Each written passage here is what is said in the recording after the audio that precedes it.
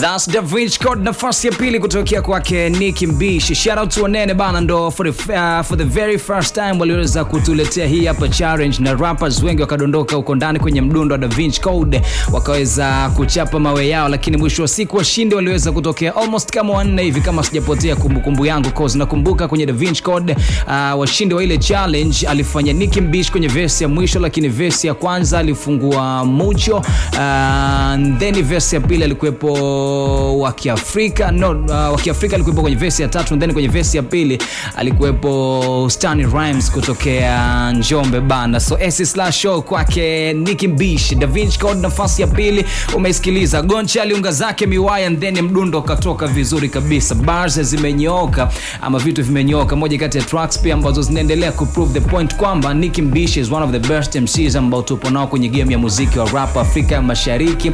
Unaweza ukaitanua zaidi kuifanya Afrika kwa jumla, even hata uko duniani, sisi tunaelewana. Yes. So speaking about Nicki bwana, yuko na falsafa yake kuhusiana na issues za role model.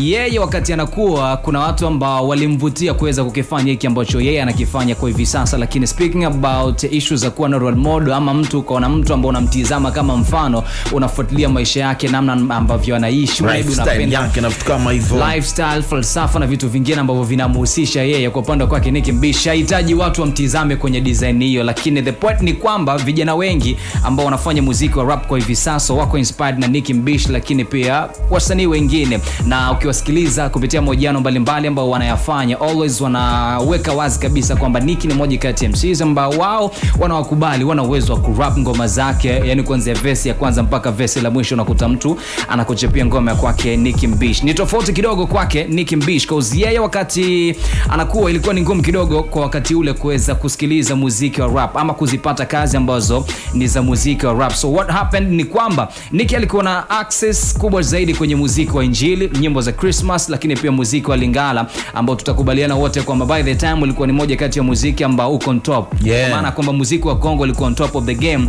Akina Lokasa ya Mbongo, Lucy Mabele, Defao, Pepe Kale, akina Madilu System ni watu ambao walikuwa kazi zao zinafanya vizuri sana. So Nicki anadai kwamba alikuwa na access ya muziki kiurahisi zaidi cause baba yake mzazi alikuwa na huo muziki. So kwenye zile tape walikuwa wanasikiliza zaidi kwenye hizo kazi. Baada ya hapo kwenye rap ya Kiswahili alianza kupenda baada ya kuwa amepata nafasi ya kuwasikiliza the likes of Mr. Tu Sugu, lakini pia baada ya kuweza kuwasikiliza Kwanza Unit kipindi kile anatoa Msafiri, akamsikiliza pia Professor J, na anadai kwamba this was the guy ambaye alimfanya yeye akapenda zaidi kile ambacho alikuwa anakifanya. Sisi tunaelewa. Prof pia ni moja kati ya watu ambao wana appreciate uwezo ambao yupo nao Nicki Mbishi. So baada ya yeye kumsikiliza Prof akasema kabisa, man, hiki ndio kitu ambacho mimi nahitaji kukifanya. Lakini baada hapo aliwasikiliza watu wengine pia kama kina Inspector Aaron kupitia Gangwe Mob pamoja na wasanii wengine ambao walikuwa wanafanya muziki wa rap. So S/show kwake DJ Sub-Zero